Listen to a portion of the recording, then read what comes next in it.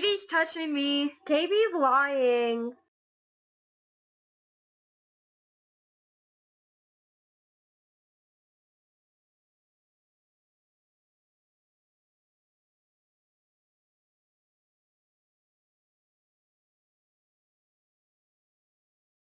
Hey guys, so I'm gonna try to get this video up before KB and I go on vacation.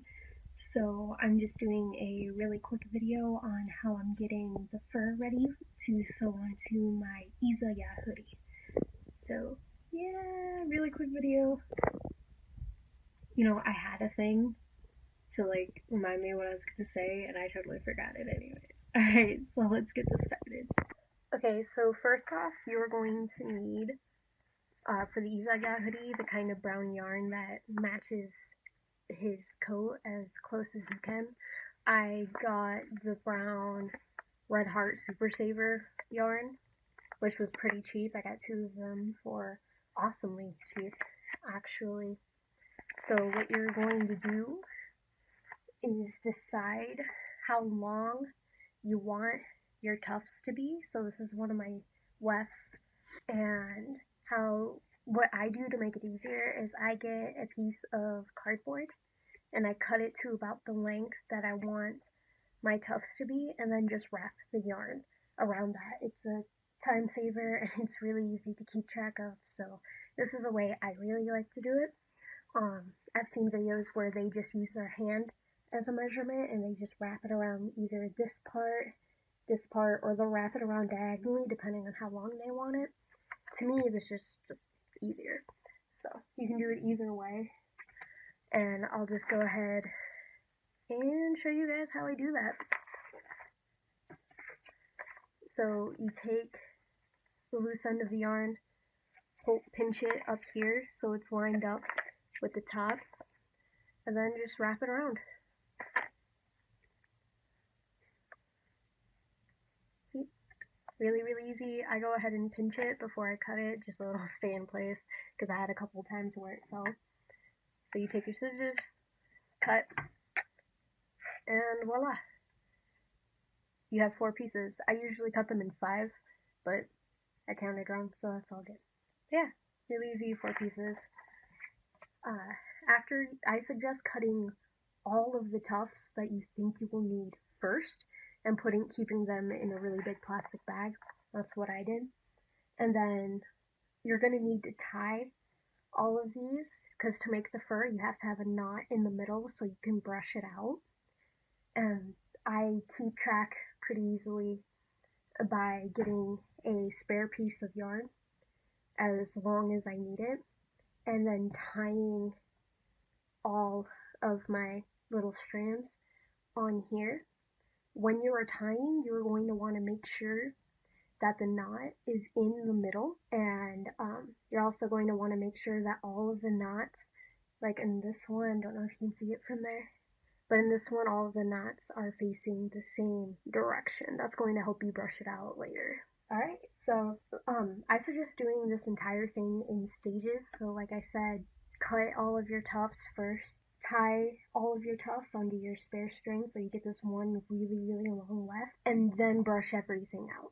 If you need more tufts, you can always make more, but it's a little bit less crazy when you do everything in stages. This is what the yarn is going to turn into, nice and shiny.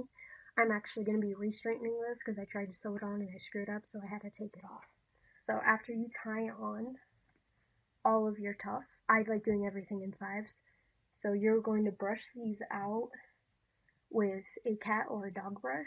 I had this one laying around already, so it was really easy for me to do. If you don't, you can always get one. Some of them are pretty cheap, others are not. It's your opinion, your choice. So get whatever one you want. But you definitely need one of these and a surface to brush it out on. I'm using my cutting board thing that I have because my desk is glass, but this will keep I'm still uber paranoid, so this will keep anything from getting scratched. So as I said before, I like doing everything in 5s. So what I do is I separate my tufts into groups of 5. And when you are brushing them out, you have to fold them over like this But when you are folding them, make sure that you're folding them the way, like the same way the top of your knots are, because it gives you a way nicer uh, weft weft end.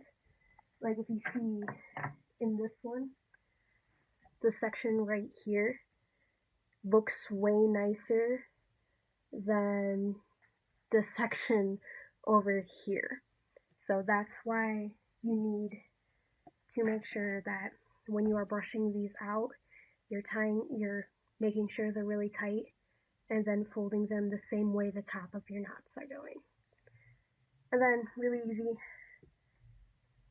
you just take your brush and start brushing them out. Make sure you brush both sides or else it's going to be really uneven when you go to straighten them. You really shouldn't do this, but I'm going to go ahead and do it because it's quicker for me. But right now I'm just brushing them out on my fingers, but you can draw blood. But for right now it's easiest for me to do it this way, so I'm just going to go ahead and do it. Also make sure you get the sides and then both the front and the back of the web. So this is what the yarn looks like all brushed out. If you're going for this kind of look, you can just go ahead and keep it there, but that's not the look that I'm going for. I'm going for actual fur looking stuff, so what I am going to do is I'm going to take my handy dandy straightener, get that all ready to go. That's going to take a little bit to heat up. If you're doing this, you're going to want to keep your work area neat and tidy. I'm trying to do that, but it doesn't always work out. So, and when you're doing this, you're going to be brushing out a lot, so you're going to get a bunch of extra. All you have to do is pull that out, and I just throw it away in a plastic bag. But that's really easy to get out of, especially if you're using one of these brushes. So, my straightener heats up really quickly. So now what I'm going to do is make sure that my tufts are as close together as they can be. I'm going to pinch the knots because that'll protect them. You don't actually want to brush out the knots. The straightener won't do a lot to the knots from what I've done so far, but it's still better to try not to get those knots because that is what is keeping them there. So you just go ahead and straighten it when your straightener's all ready. Try to go through smoothly. I'm not managing to do that right now, but it'll help if you can do that. So let that cool a little bit. This is what it looks like right now. Looks kind of icky and everything, but all you have to do now is just go ahead and brush it out again.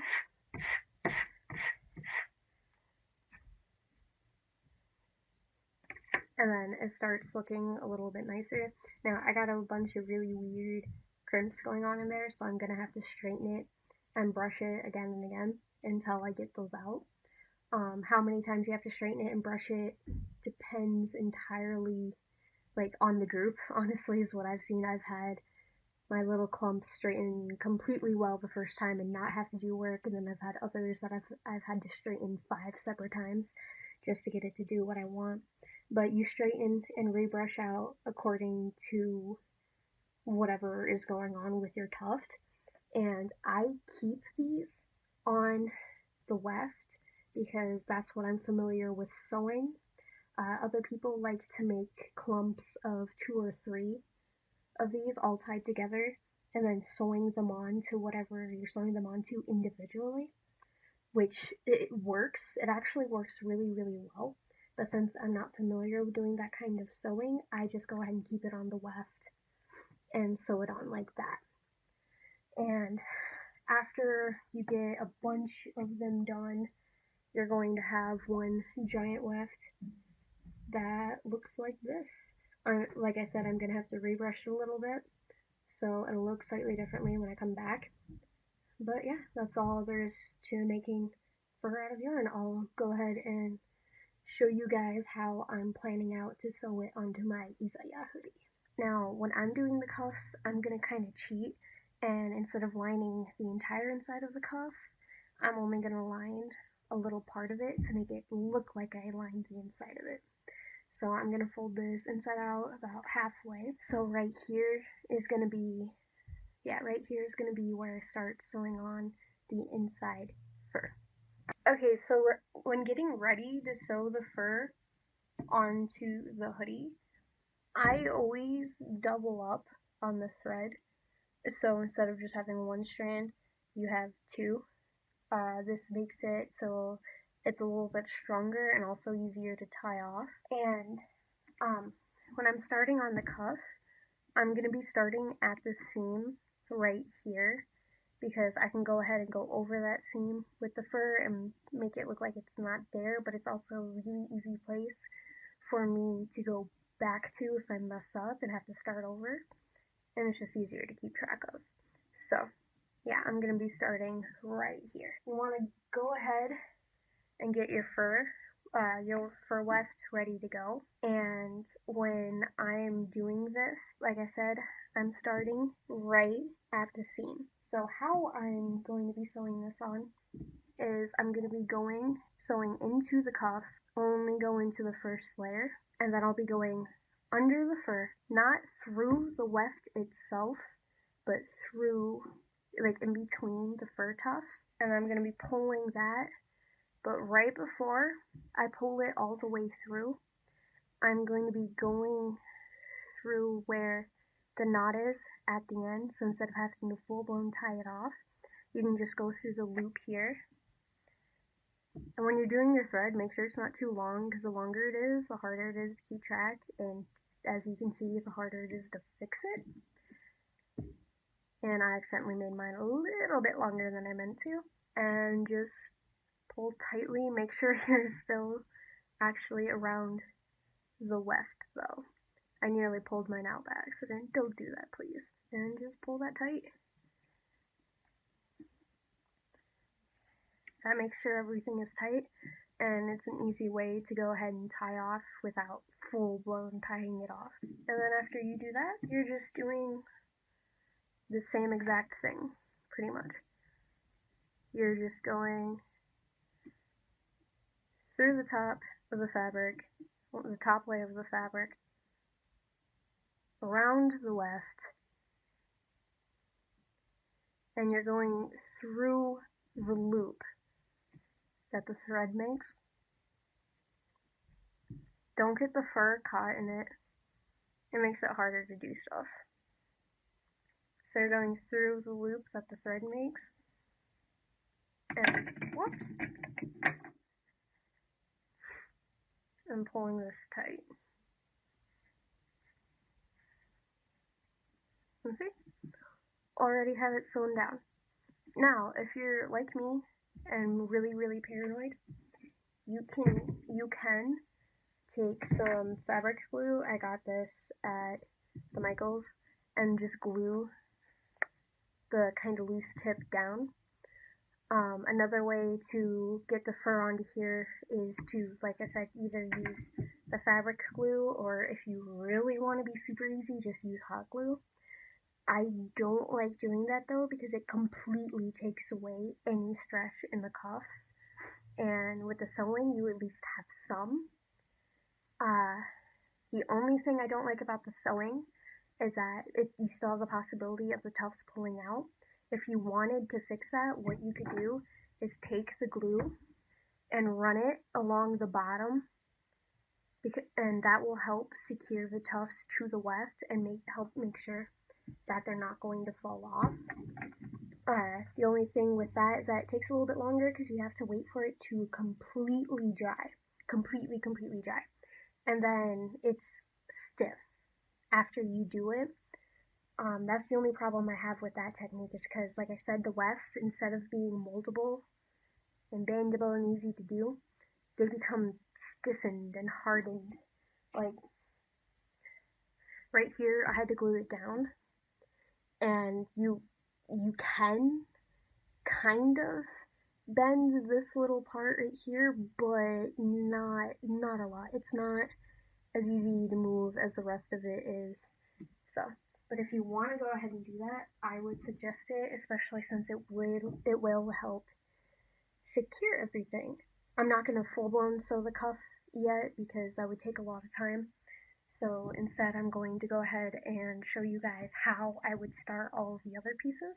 So when doing the hood, I would start on the inside, going along this edge right here, because unfortunately you can't cheat on the hood, because if you take your hood off, everyone's going to see it.